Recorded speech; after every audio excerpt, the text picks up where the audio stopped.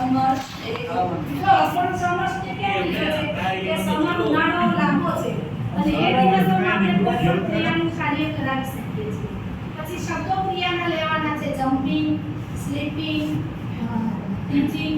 તો પેલો આમાં વ્યક્તિગત અભિનય આવી જશે. તો બાળકો અભિનય માટે એક પાત્રી અભિનય શીખશે. Teacher from